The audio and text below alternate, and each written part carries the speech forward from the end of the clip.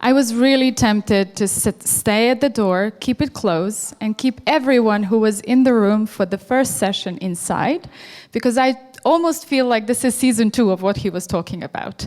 I was slightly concerned when I started listening to Nino's presentation that we might overlap, but I'm no longer concerned about that. Hello everyone, my name is Samira and I'm here representing Softhouse Balkans, which is an IT consultancy company based in Sweden. We are 36 people big in Sarajevo office and around 300 people throughout Sweden. We do IT consulting. Software development is part of that. Business development is also a big chunk of that. And whoever works in Softhouse needs to expand on their software development skills with business skills. For us, that really goes hand in hand together. So just a quick question. I used to be a professor, so for me it really, really matters to know the audience, to know who I'm sitting in the room with. We obviously don't have time to exchange names and all that, but I would love to know, show of hands, in your companies, how many of them are undergoing some sort of change? Other companies are not undergoing change? You don't know how to answer the question? How many of you are not sure how to answer this question? How many of you think this question sucks? This question actually sucks, and that's the correct answer. Because, why? I am, and I've always been a nerd, so I am going to start by telling you a little bit about the most annoying and the most useful question of my life. We all have mentors that do various things with us, and I used to have a German mentor for my master thesis. And whenever I would try really hard to come up with a piece of writing, and I was really proud of my insights and all that and analytics, she would just simply look at me and go, "So what?" And that question was like, how is this ever going to be enough? I would go back again and do the work, and she will look at me and say, "So what? Dig deeper, explain the process, explain what does this mean, who cares about this?" That little "so what" annoying question meant that I had to go back to the process, I had to go back to the digging. While it was annoying as part of my academic upbringing, it proved to be a rather useful question as part of my business professional life. Because that is a question that forces you to think about the implications of everything you say and everything you do. Because "so what," if broken down in these 2 words, means 2 things. So means I've just heard what you said, well done. What's going to happen as a result of that? It really implies that change is part of what we do in our everyday lives. And that's why my question actually sucked, because it's difficult to separate business as usual from change. And we'll talk a little bit about that. So, my favorite part about this word is actually this. The quest in the question is, in fact, about a long and arduous journey of figuring out how things work, why they work the way they do, and why, and this is the statistics that I've heard in 3 rooms this morning, 70% of transformation projects fail, 3/4 of everything we do fail, and it just makes you wonder, like, are we huge failures? Does this mean that our businesses are no good? At the same time, I know for a fact that there are some amazing and thriving companies that people enjoy working for and people enjoy using services and products from. So what does this really mean? What we will talk about today is how come that change deserves change management and is often very much treated as a parallel process to how we do business. I think this is something that we need to change. In case some of you decide to leave this room by the time I'm done, I've decided to put together some main takeaways. So if you stay here, we'll dive a little deeper into these 3 things, and my presentation really has 3 parts. If you decide to leave, please think about this. So the first thing that I would love to talk about, and this is because of the "so what" question, I love digging into the nature of things. We often overlook the nature of things that we deal with. We will talk about the nature of change versus our perception of the nature of change.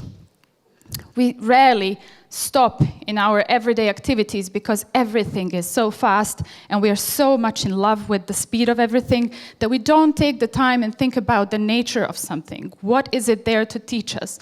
Why does it exist? Why it is not or should be part of our business as usual? So that's the first thing. The second thing, when we talk about change, or agile change management, somehow we end up talking about the project level. But we have so many different agents within organization and within the ecosystem in which our companies operate that we just need to reflect how that change happens for them, what it means for them. And this picture is here for that. Some of you may see the rabbit, others may see the duck, and it's the same way with the change.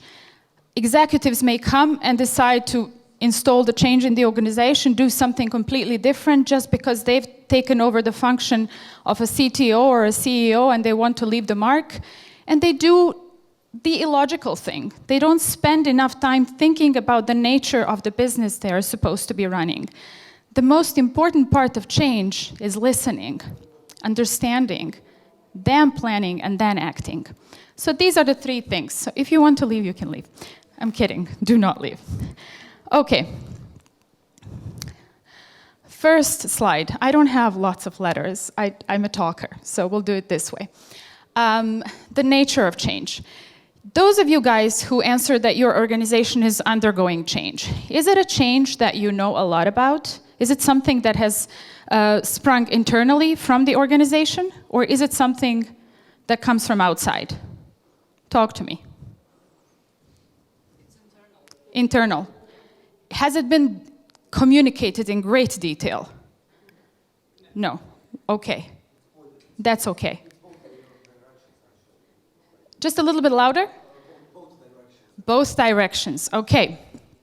So when we think about change, the easiest way to kind of think about the nature of this is to sit down and say, okay, so change is something that can happen when we decide that it is happening. Same goes for personal life, right? I want to quit smoking, I need to quit smoking. Or you go to a doctor and they tell you have a cancer, so you kind of have to quit smoking. So it's like, but the feeling is different, right? What happens when you decide to do it internally is that you have some semblance of control over it. But when it hits you from external sources, you're completely lost. And at that time, that's the moment when the heroes emerge. And that's the moment when your structures, processes, and people show whether they can handle it or not. And really, I think Nino had a perfect finishing slide at the end of his presentation. He said, change is the only constant, and so on and so forth. So if that is really the case, how come that it's not really part of business as usual? When we talk about change, we say it's not business as usual. Business as usual seems to mean, you know, like we have still waters. We're just sailing. We're doing the same thing. So I think we have failed miserably to respect the nature of change and to respect the fact that we have to handle it. It's not comfortable. It's never comfortable for anyone. And it's especially not comfortable if you don't know the details of it. And you often don't, because it's really hard to know where exactly you want to go. You set the goals, you imagine the goals, but you're never sure how to get there. So there's a lot of experimentation. And if you do that within a context that does not allow for failure or does not allow for innovation, well, it's going to hurt. It's going to hurt cost-wise. It's going to hurt in terms of your teams and people and productivity and so on and so forth. So big division, internal change, external change. Nino talked about the need to handle change. What are the tools, what are the things that we do to make it work for our organizations?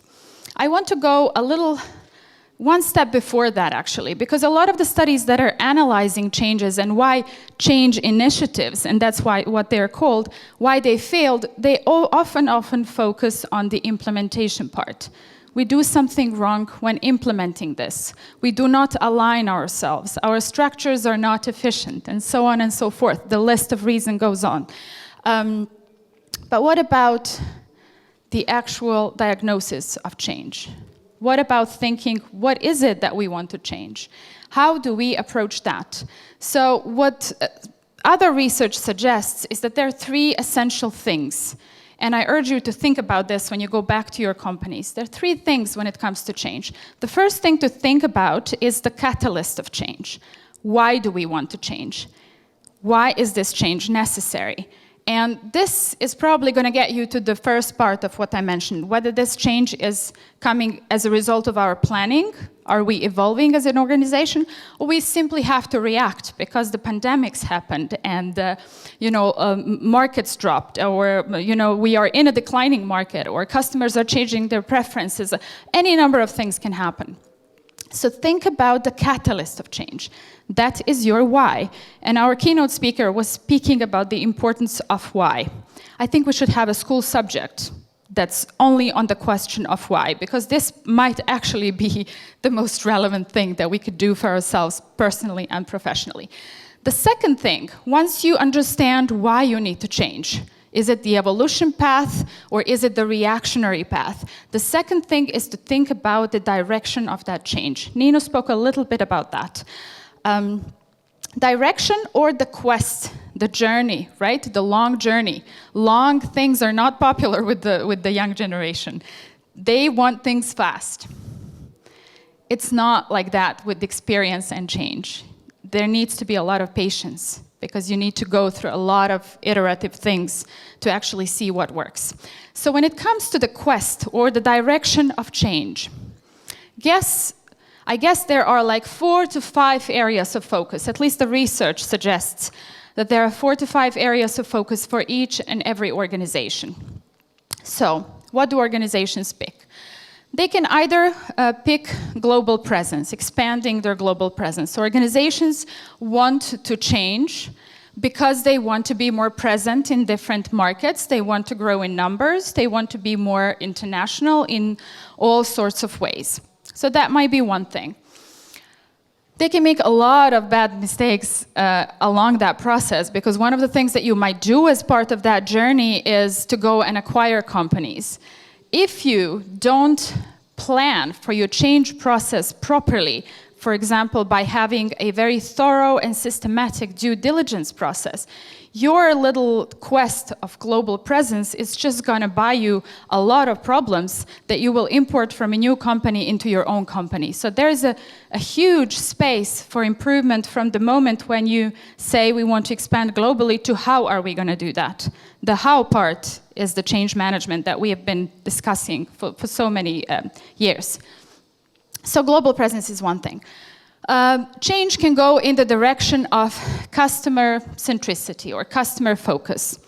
Great, wonderful, always very relevant. But what if you are operating in a declining market? If you see that customers are turning elsewhere, what is your focus going to get you? So it's not going to get you much, right? The change is about increasing value, however you define that value. Third aspect or direction of change could be nimbleness or agility. So you may want to decide that you would like to have your strategy, your operations, and your culture to be more nimble, to have more flow to them, right? To have little waste in between the different parts of the process. And that's one direction in which you can go, for example. The fourth one would be innovation. Companies change because they want to become more innovative. The fifth one, and this is the recent one, is about sustainability. Unfortunately, not very present in our region, but very much everything green is really taking precedence in other parts of the world. So first you decide whether the change is internal, external, then you decide in which direction you want that change to take you. And guess what executives would pick from these 5? What is your guess? We talk about global presence, we talk about customer centricity, innovation, nimbleness or agility, and sustainability. Where would executive wish to go? All 5, right? If we can get really ambitious, let's just take it to the max. Executives would want to pursue all 5. And what happens when you chase 2 rabbits? You end up catching none. So the actual focus is absolute priority when it comes to handling change that comes internally. So this is the moment when we talk about company sits down and we decide that we want to go in the direction of customer centricity, you freaking stick to that thing, right? And you have to decide on the third aspect, and that third aspect is an absolute key. The company needs to assess whether it has leadership capacity to carry out the chosen direction. A lot of companies make a mistake and they go, okay, let's plan for 5, and then they get change fatigue. And it's a real thing, because when it fails and you're tired, you're frustrated, you just say you drop it. I can't do this. It's not working. It's not for us. And that's where the 70% failure rate comes from. Poor planning, poor prioritizing. So basically, leadership capacity across the organization does not mean, and I know you know this, but it doesn't hurt to reiterate, it doesn't mean the role of the boss. I think we need to drop that. Leadership is everywhere. And if you don't have enough leaders, then you might as well sit down and think about building leaders internally. And that's the best way to do it. That's the best way to handle any kind of change, because you have people from the inside taking on and understanding why certain change needs to happen. One really interesting company in Sweden actually decided to, once they decided to take this road and innovate and come up with it, they were in the publishing business, they decided to take a different route because the market was declining, and they decided to go into sustainability and start producing sustainable packaging. What they did, because they had people that were in the industry for ages, and all they could think about is publishing. They couldn't get out of that picture. They organized an internal group of leaders that they called pathfinders. People who find trajectories, people who get a mandate to get to know each other, to get to know the customer's company trends and different markets, and to be really nimble and brave, to suggest something that's completely different, that would never occur to any one of the big executives. And what they did actually, they would install a group of people every year and would give them this mandate and say, okay, you come up with the most innovative things in the next year, let's discuss it, let's see what we can do. And that's how they completely changed the industry, completely changed their business model, and actually remained relevant as a company. So the same way you don't have to remain a professional in one industry as a person, you can change. I mean, companies change, people do, the world is changing. And it's not like, we often hear that future is uncertain, as if that is something that we discovered yesterday, as if we needed COVID to tell us that future is uncertain. Future has always been uncertain. Like in the Middle Ages, it was way more uncertain than it is now. Now we have a lot more control over things than we used to have. We live longer, we live much better lives. So basically, a lot of talking behind one sentence. So the nature of change is something that we need to take really seriously when deciding how to implement the change in the organization. Okay, so what do we know about change for sure? We know it's inevitable, it's just there, we have to recognize it. We know it's unpredictable, and this part is hard. It requires us to have some really long-term visionary thinking, while also reacting immediately. So like you have so many moving targets that it's driving you crazy. And that's why people don't like it, because we are creatures of comfort. We like to stay in the comfort zone from time to time. And I don't know like about you, but sometimes I just don't like to have too much dynamics going on around me. I like to enjoy whatever steadiness I have achieved until I understand why is it that I have to take myself or whoever is around me to the next level. And this part is really important. If you're working with people, essentially so. So the perception of change, of its importance, is arbitrary across the organization. Not everyone is going to be in love with your change idea. And they don't have to be. They don't have to be. What happens in organizations often when they manage change is that they bring the idea, they, and by they I mean usually the executives, they bring the idea and they kind of drop it on people and say, this is how we're going to do it now. What I often hear from my colleagues, and I'm going to use an inspiration from the conversation we had the other day, it's an overhead. We are developing software solutions. What do you want? What about this process? How is this going to, what's the use of this? What's the value of this? And we're all searching for the value. So what my colleague brought to my attention, he said, I'm a natural problem solver. And that's not unusual for software engineers. And he said, but I feel more comfortable looking for solutions when it comes to technology, figuring out how something works. With people, it's like you have 3 solutions and you have no idea if they're going to work or not. And that's true, and that's the difficult part. But we have to understand this. People have the right not to like your idea.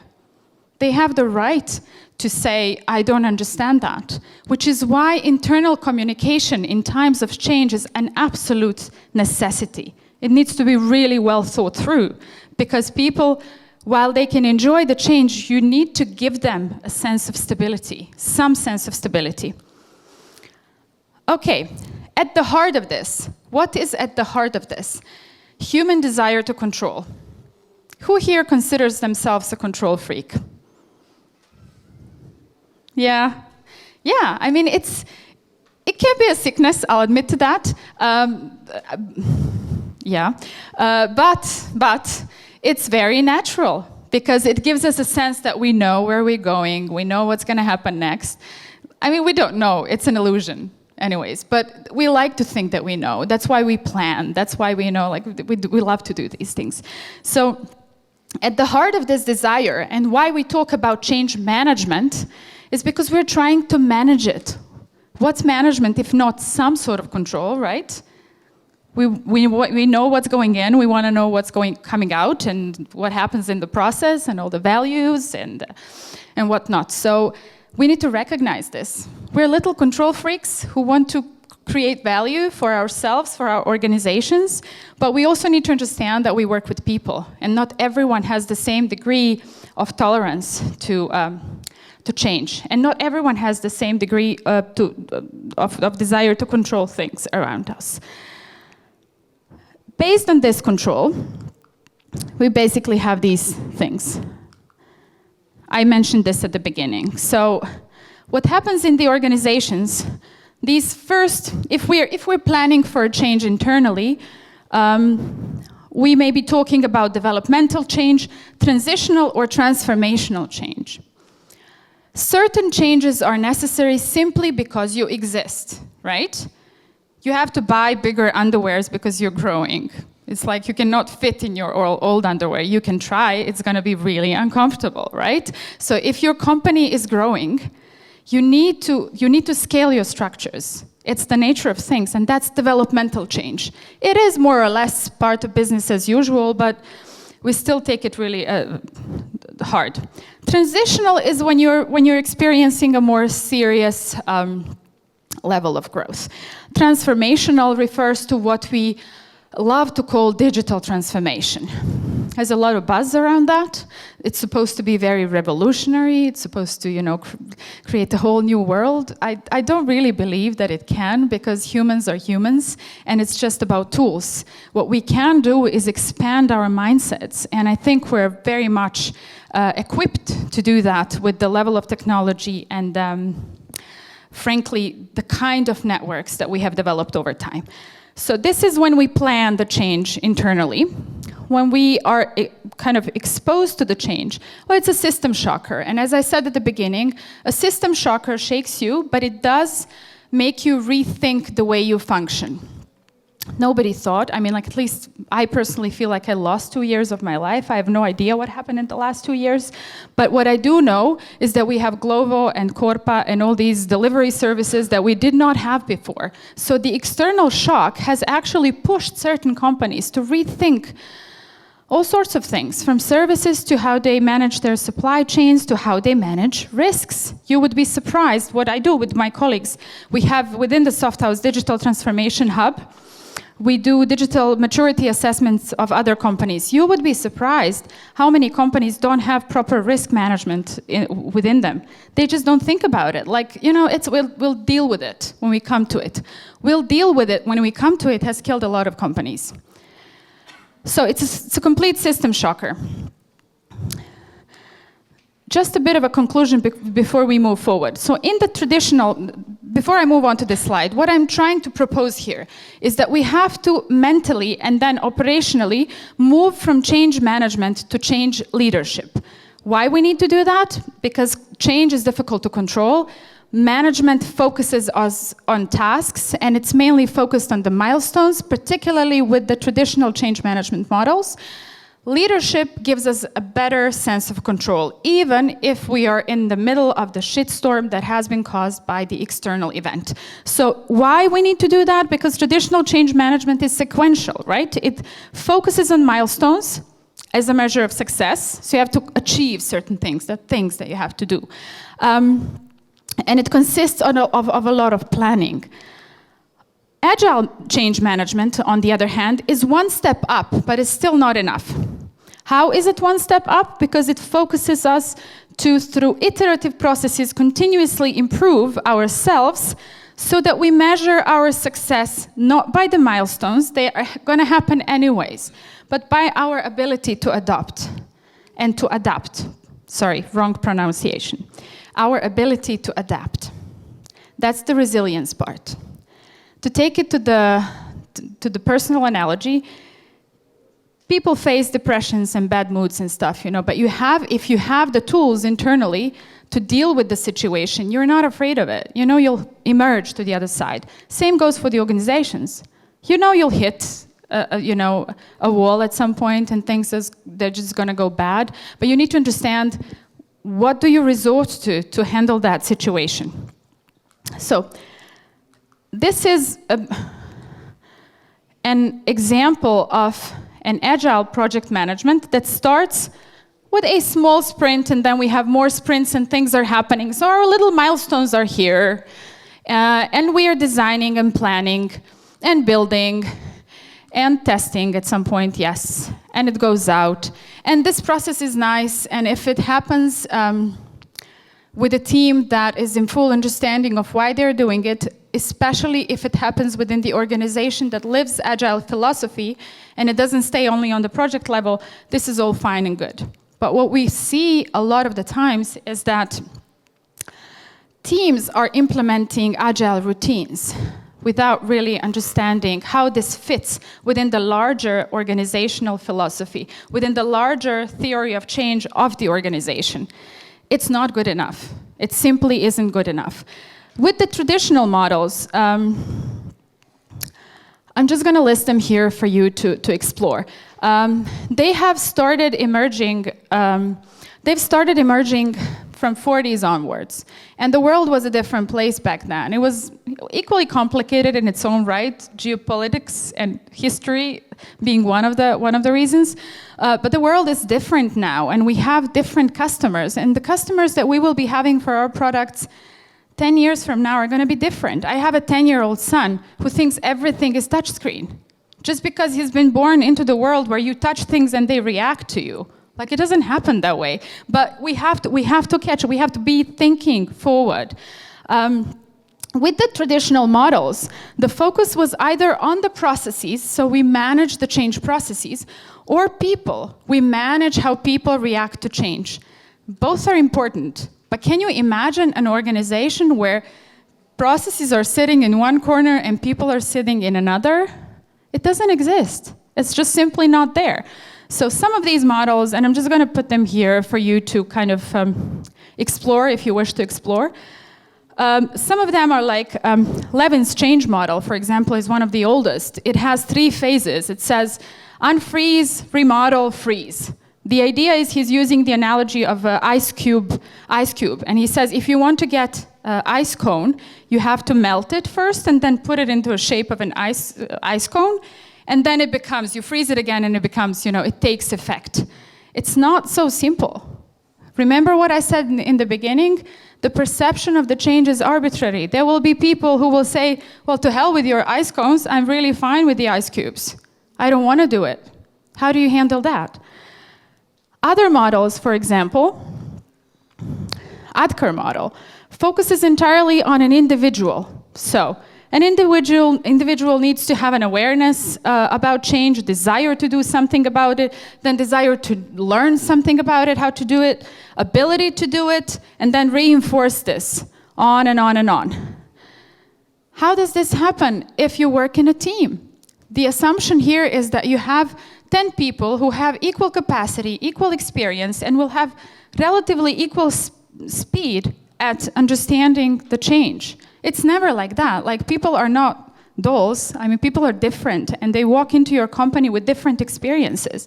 And this model, while useful to understand individual reactions to change, it's just not cutting it. It's not enough. Okay. If we go back to the organization, I am in love with the organizations because they're so dynamic.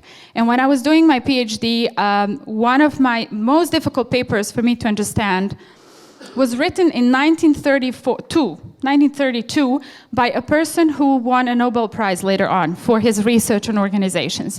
And the title of the paper was The Nature of the Firm. And it starts with a very simple question.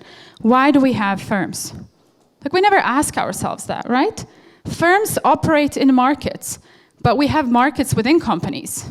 Very vivid, dynamic, politically imbued markets that have their own logic. And transactions are happening within. So if we go back to the organization and propose that we have to move from change management to change leadership, we have to bring together individual, because they matter, every individual matters. We have to bring together teams, and then we have to bring together this elusive, sometimes invisible structure that we call organization, or even better, organizational culture. And if we do that, it might look something like this. Let me try and walk you through this. The first two columns are about internally induced change and externally induced change. And they are about how people may feel if you don't handle the change well. So if you want to change something internally, and we talk about individuals being resistant to change, we simply say people are resistant to change. We don't ask why. Have we shared enough information for them to understand? People feel uneasy about their position. They feel that if this change is introduced, I may need to learn something new. I might just become redundant, and I will no longer be, needed in this company. So we need to understand that. If externally, if a shock happens from outside, it might actually bring people together. Because if something happens externally, this is a huge test for the quality of your organizational culture. What we could do, and I love talking about enablers and observable behaviors. We have to bring these terms back into companies. What we can do is define expectations for each role in our organization, communicate vision. At this point, communication of vision is extremely important. Plan and explain the effects of change for each person in our organization. And we need to ensure that growth and compensation packages are in place. People need to understand that even when the change takes place, there will be a place for them in the company. Often, executives fail to communicate this properly. If we go to the level of teams, one individual, and I've seen this with my own eyes, may behave in one way if they're a one-person team and behave completely differently if they're part of a bigger team. It's just the dynamics of the group, and that's super interesting to observe and study. Place people in the teams, they feel different. When there is an internally induced change that is not handled well, there is most definitely drop in productivity, and the team dynamics rupture. May lead to loss of people, and this is a completely new set of problems. If external shock happens, it might actually bring them together. What you can do, while at the level of individuals, you define individual incentives for people to remain with you in a boat that's rocking on the sea. At the level of teams, the focus needs to shift to the processes. The focus needs to shift to making delivery structures flexible enough, to measuring performance and guide development of the entire group, of the entire team. And last, but really important, is to create the psychological safety on the team level so that people can freely express how they feel in the midst of the process. At the level of the organization, if change is not handled well, it might actually lead to financial and other losses if priorities are not set right. When this happens, the situations in which this happens most often is when we keep our eyes on our competitors, when we stare at our competitors and we copy what they do. And this has happened to a lot of companies. So copying what your competitors are doing might actually lead to a disastrous results, which is why at this stage, communicating values is really essential. You need to stay true to your value image. It might also lead to a loss of people, or in the case of external change, completely overhaul your business model. Essential here is to find internal champions. I know you're doing this, and every book on change will tell you that you need to have internal champions handling the process. I'm almost done, so bear with me. So in the first part, vision to guide personal development. Second part, level of team, is performance and flow and processes, and then values, leadership, and innovation. So what is this slow versus flow? I'm just going to give you an example of a project in which, and we heard a lot about this in the keynote speech. We have been working with a company that's really huge, and the company is not, okay, thank you. The company is not using Agile way of working. They're a huge enterprise, and we exclusively deliver projects in an Agile way of delivery. There was an immediate clash of understanding, of course. It took some time to actually create trust, but the bigger issue here is that within that company, it's huge, and I'm like talking thousands and thousands of people. Somebody realized, because they're in heavy industry, that they need to digitalize. And there was a visionary person inside, and they came up with a tool, and they said, okay, I have this budget for this. And we said, okay, we're going to do it this way, incrementally. And he said, I understand that, I just don't get it. And we asked about, who's going to use this? Do you have inputs from the people who are going to use this? No, I don't have inputs. I know exactly what they need. I've been in the company for so long, I know exactly, and this is the list of features. And the person kept coming back, product owner, outside of all the processes and all the structures, and putting things on the table of the dev team. Dev team reacted. It was difficult. It was difficult, but we managed to turn things around and to get that customer to adopt some of the Agile practices, because they realized, because they have been in the market for very physical products.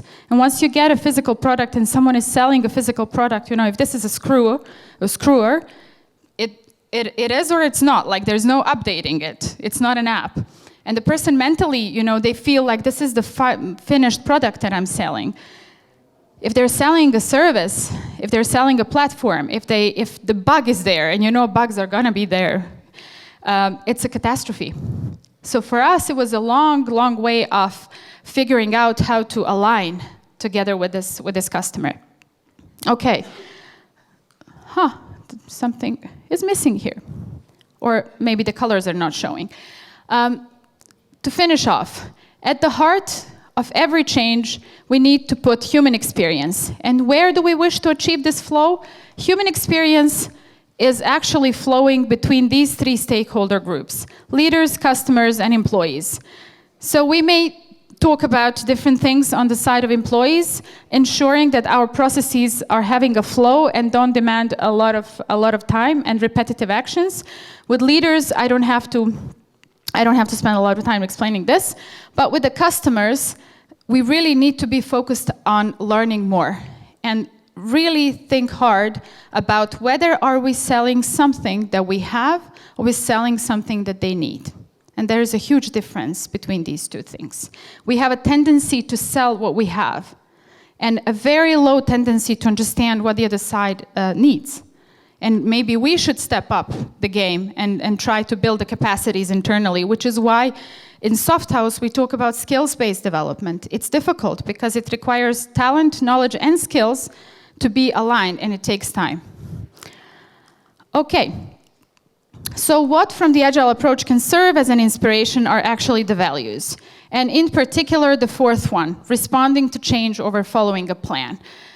Maybe even better than I do, the principles and behaviors that go with this.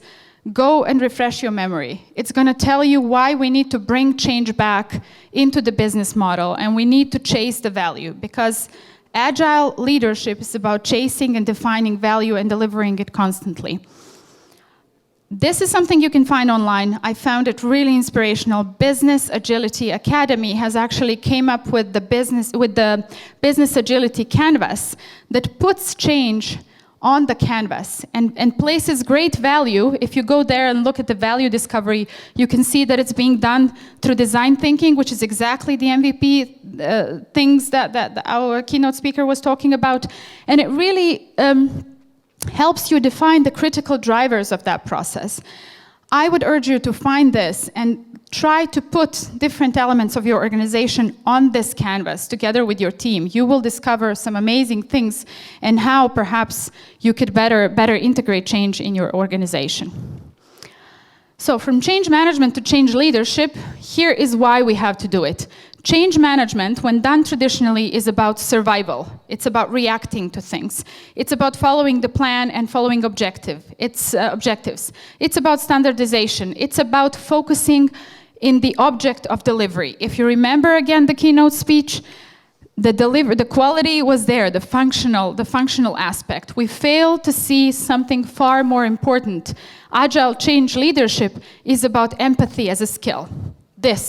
Maybe I made a mistake to put it last, because it's probably the most important thing. Agile leadership is contrary to survival. It's let's go, let's do this, let's have more control over this.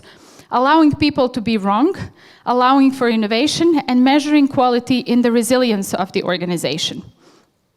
While change management gets things done, change leadership is actually something that gets things moving in the right direction. And I think I fit into those 5 minutes. I was trying really hard. Thank you. That's it.